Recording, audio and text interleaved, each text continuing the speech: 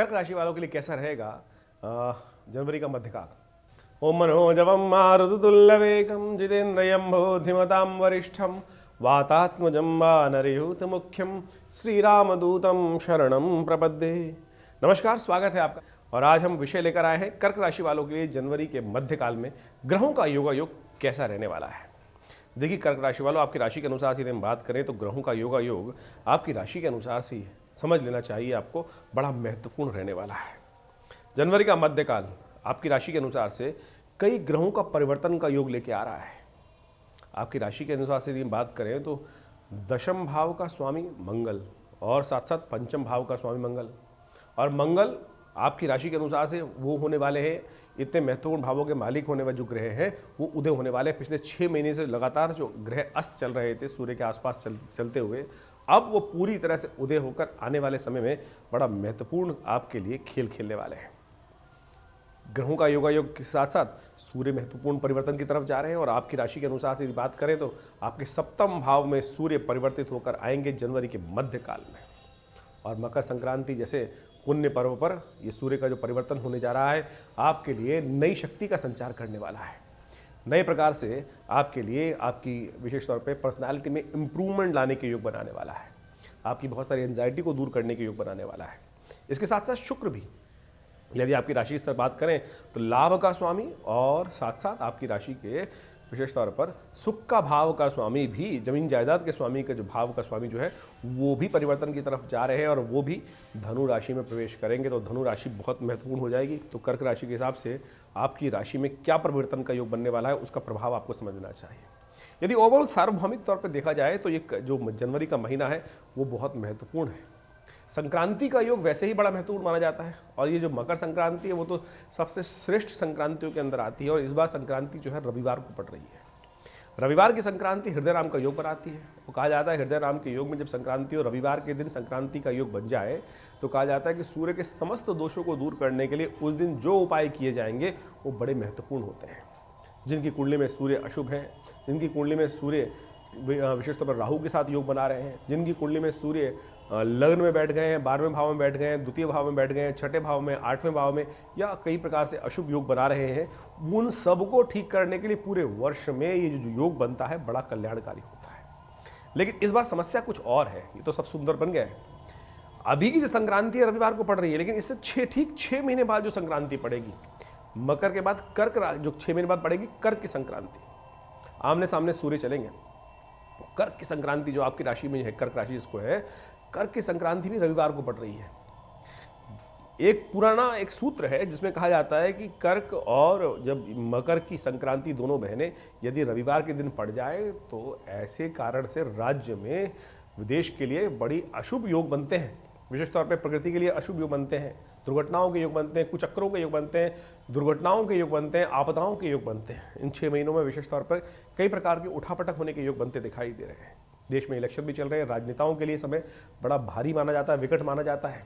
ऐसे में सब लोगों को अपने भाग्य को समझ लेना चाहिए, क्या चाल चलने वाले हैं ग्रह।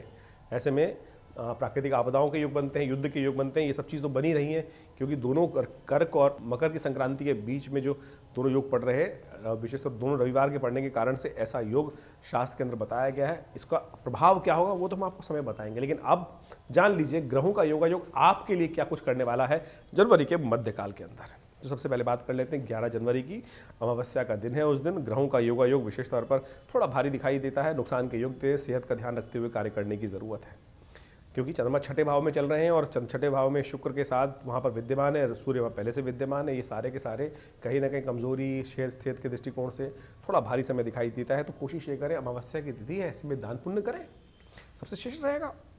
हो सके तो अपने पितरों के निमित्त तर्पण भी जरूर करें, क्योंकि पौष का तर्पण है और विशेष तौर पे संक्रांति से पहले या सुंदर योग बन रहा है। तो ऐसे में ब्राह्मणों को भोजन कराना, अपने पितरों के निमित्त गायत्री का जप करना, अपने पितरों के निमित्त तर्पण करना, ये सब कार्य कर बहुत सुंदर तरीके से लाभ ले सकते हैं। ग्रह भारी हैं, इसका ये उपाय सबसे श्रेष्ठ है, करिए, कल्याण होगा।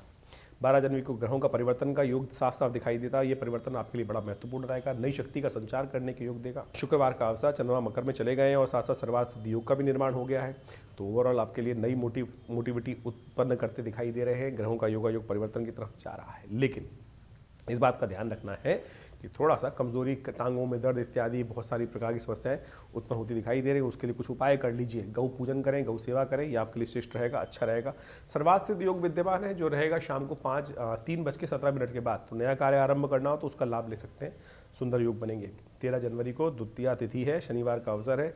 इस दिन लोहड़ी पर्व भी है और ग्रह योग आपके अनुकूल बने हुए हैं, नई शक्ति का संचार करने के योग बना रहे हैं। तो ऐसे में देखिए, लोहड़ी का पर्व होता है ना, बड़ा सुंदर होता है। शाम को चंद्र दर्शन होंगे, उसके बाद लोहड़ी जलाई जाएगी। तो ऐसे में एक ध्यान रखिएगा, बड़े बुजुर्गों का आशीर्वाद लें और हो सके तो अपने शरीर के कष्टों को दूर करने के लिए, नज़र इत्यादि बहुत बार लग जाती है ना, बच्चों पे भी ले जाती है, घर पे भी ले जाती है, व्यवसाय स्थल में ले जाती है।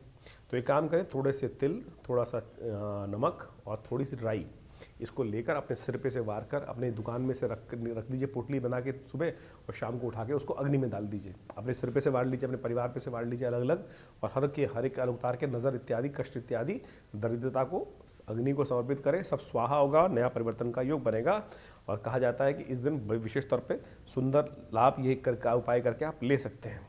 14 जनवरी का दिन संक्रांति का दिन है, रविवार है। संक्रांति का जो लेकिन पुण्य है वो अगले दिन रहेगा, ये समझ लीजिएगा। बहुत सारे लोग भ्रांति में आपको कुछ अज्ञानता उत्पन्न कर सकते हैं। उसका सूत्र हम समझाने का प्रयास कर रहे हैं कि क्योंकि सूर्य अस्त होने के बाद, सूर्य अस्त के बाद ही मध्य रात्रि के उपरांत सुबह 4:44 पर सूर्य जो है वो कर्क राशि, विशेष तौर पर मकर राशि में प्रवेश कर रहे हैं धनु के बाद।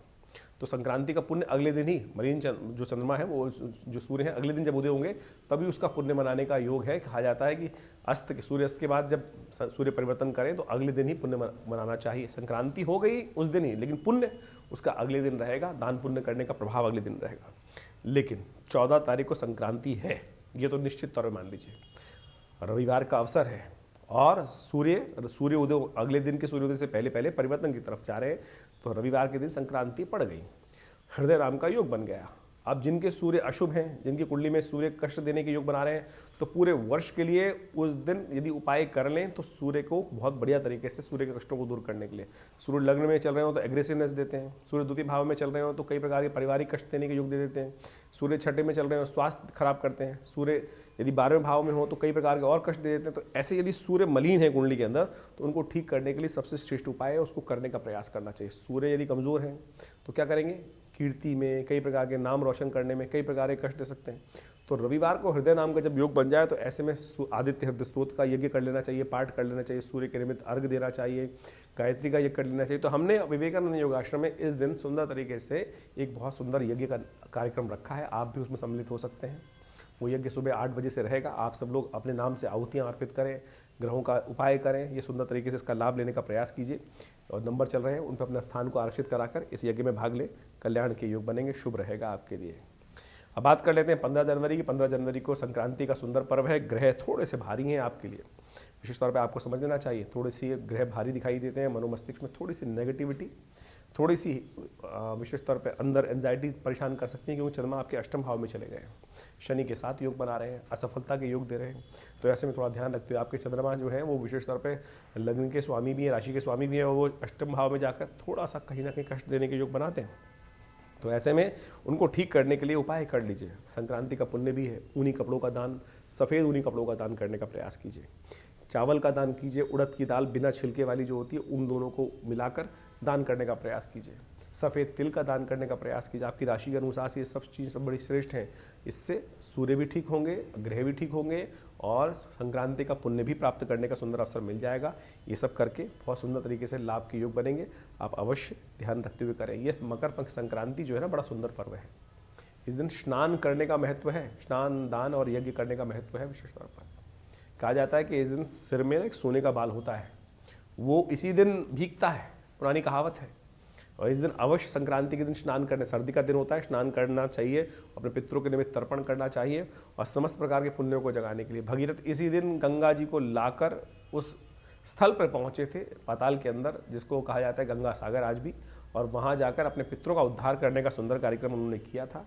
तो ये सब गंगा स्नान करने से समस्त प्रकार के कष्टों को निवृत्ति करने का योग बन जाता है। तो इस तिथि का अवश्य लाभ लें। लेकिन एक बात का ध्यान रखिएगा, इस दिन चतुर्थी क्षय है।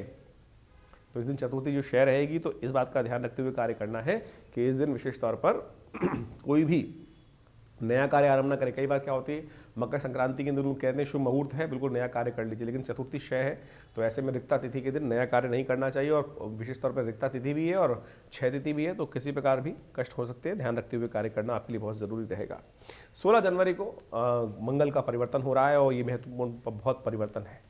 मंगल छठे भाव में चल रहे हैं, लेकिन उदय हो जाएंगे 6 महीने बाद, तो एक तरह से नई शक्ति का संचार करेंगे। बस ध्यान ये रखना है कि बहुत ज़्यादा एग्रेसिव नहीं। कई बार क्या होता है, 6 महीने मंगल अस्त चल रहे थे तो थोड़े से अंडर एस्टिमेट हो रखे थे, बहुत सारे अपनी शक्ति नहीं समझ रहे थे। एकदम मंगल उदय होंगे तो क्या होगा, इसके बाद एकदम परिवर्तन होगा, बहुत सारी चीज़ नई एनर्जी साथ काम करेंगे।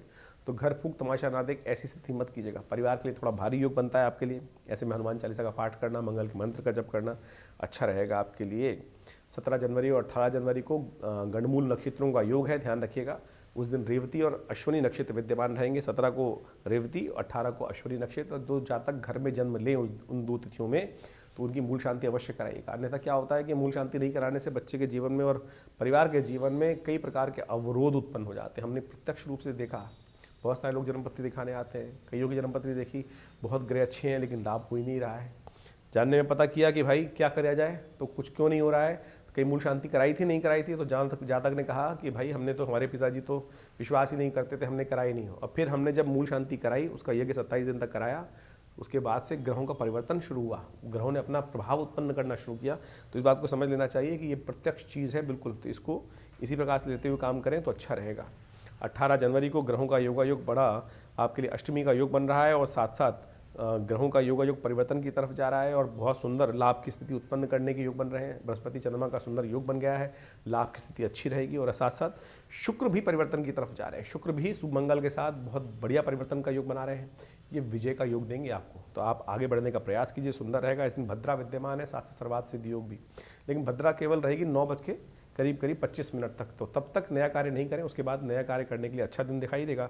भद्रा काल में नए कार्यों को आरंभ करने से बचना चाहिए, नए प्रोजेक्ट हाथ में लेने का बचना चाहिए। सुबह 9:25 तक है, उसके बाद आगे बढ़ने का प्रयास कीजिए, सुंदर योग रहेगा। 19 तारीख को ग्रह गणना आपके अनुकूल है, लाभ की स्थिति है, अच्छी इनकम बढ़ने के योग दिखाई देते हैं, लेकिन शत्रु भी थोड़े परेशान करने के योग दे सकते हैं। उसके निमित्त अच्छा है कि आप गौशाला में जाकर थोड़ा हरा चारा खिलाइए गाय को, कल्याण होगा।